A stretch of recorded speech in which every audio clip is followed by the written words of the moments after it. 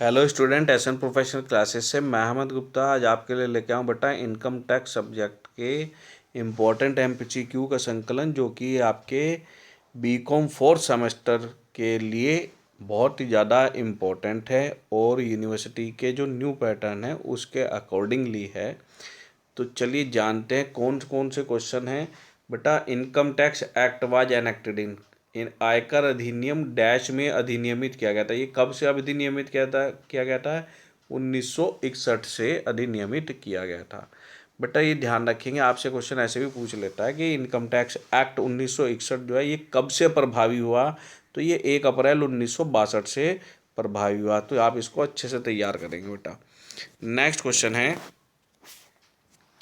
The rate of depreciation in case of intangible assets. अमूर्त संपत्ति के मामले में मूल्यह्रास की दर क्या है। तो ध्यान रखेंगे बेटा, इंटेंजिबल एसेट के केस में जो डेप्रिसिएशन का रेट है वो 25% है। ऑप्शन नंबर डी इसका करेक्ट आंसर है। चलिए नेक्स्ट क्वेश्चन है बेटा, इनकम टैक्स इज ए क्या है, आयकर एक किस प्रकार का कर है। डायरेक्ट टैक्स है या इनडायरेक्ट टैक्स है, दोनों है या दोनों में से कोई नहीं है। तो बेटा ध्यान रखेंगे, इनकम टैक्स जो है वो एक प्रत्यक्ष कर है, डायरेक्ट टैक्स है।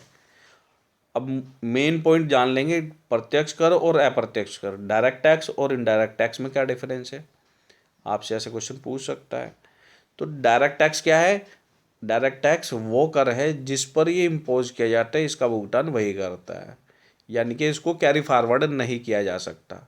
जबकि इनडायरेक्ट टैक्स क्या है, इनडायरेक्ट टैक्स को कैरी फॉरवर्ड किया जा सकता है, या ये कहें कि अप्रत्यक्ष कर का जो बोझ है वो अंतिम उपभोक्ता लास्ट कंज्यूमर पर पड़ता है।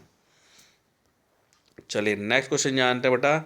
नेक्स्ट क्वेश्चन है, income of minor child clubbed with the income of parents gets an exemption of dash rupees.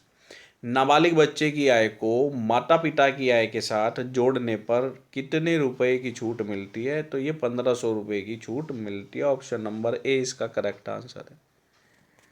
Next question है बेटा, जीएसटी इज ए, जीएसटी एक है किस प्रकार का टैक्स है। जीएसटी जो है किस प्रकार का टैक्स है, प्रोफेशनल टैक्स है, डायरेक्ट टैक्स है, इनडायरेक्ट टैक्स है या सर्विस टैक्स है। तो ध्यान रखेंगे, जीएसटी जो है बेटा इनडायरेक्ट टैक्स है। ऑप्शन नंबर सी इसका करेक्ट आंसर है। चलिए नेक्स्ट क्वेश्चन जानते हैं। तो नेक्स्ट क्वेश्चन है,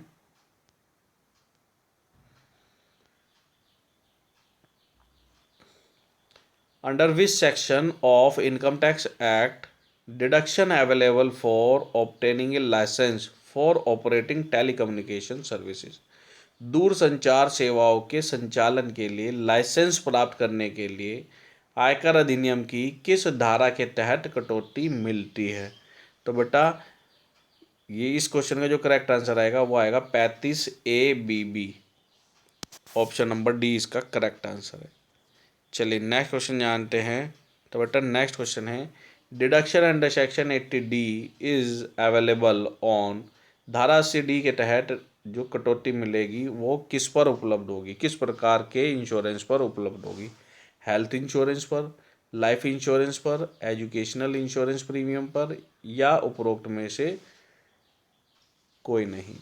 तो बेटा ध्यान रखेंगे, धारा 80D के तहत जो कटौती मिलती है वो हेल्थ इंश्योरेंस यानी कि स्वास्थ्य बीमा प्रीमियम के लिए आपको छूट मिलती है। और आपसे ये क्वेश्चन पूछ सकता है कि जो 80D की जो डिडक्शन है उसको कौन अवेल कर सकता है, कौन कौन व्यक्ति हेल्थ इंश्योरेंस प्रीमियम का भुगतान करने के लिए, डिडक्शन के लिए दावा कर सकता है इनकम टैक्स एक्ट के अंतर्गत। तो ध्यान रखेंगे, एक इंडिविजुअल व्यक्ति और HUF मेंबर जो है इसके लिए दावा कर सकते हैं, बशर्ते जो हेल्थ इंश्योरेंस प्रीमियम की अमाउंट है वो नकद के अलावा यानी कि आपके बैंक अकाउंट के माध्यम से वो होनी चाहिए।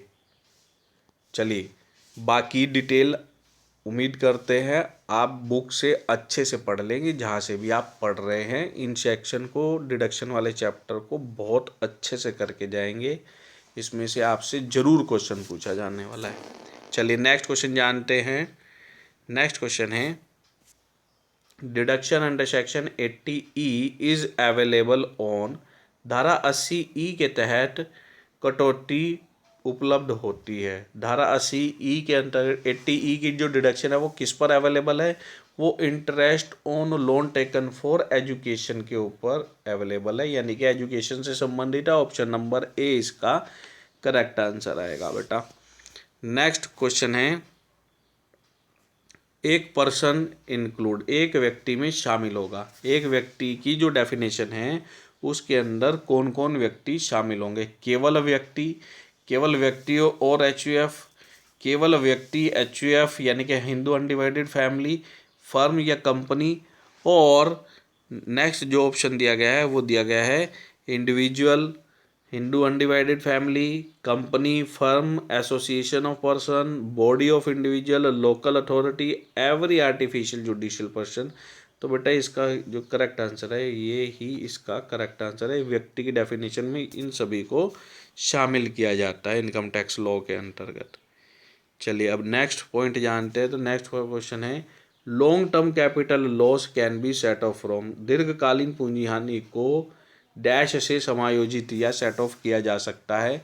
ऑप्शन दिए गए हैं पूंजीगत लाभ, दूसरा दिया गया है अल्पावधि पूंजीगत लाभ, नेक्स्ट दिया गया है दीर्घावधि पूंजीगत लाभ, और चौथा है कोई नहीं। तो ध्यान रखेंगे बेटा, दीर्घकालीन पूंजी हानि को केवल दीर्घकालीन पूंजी लाभ से ही समायोजित किया जा सकता है, जबकि इसके अलावा अन्य पॉइंट ध्यान रखेंगे बेटा, जो अल्पावधि पूंजीगत लाभ है, शॉर्ट टर्म कैपिटल लॉस है, जो अल्पावधि पूंजी हानि है, उसको शॉर्ट टर्म कैपिटल गेन और लॉन्ग टर्म कैपिटल गेन दोनों से समायोजित किया जा सकता है।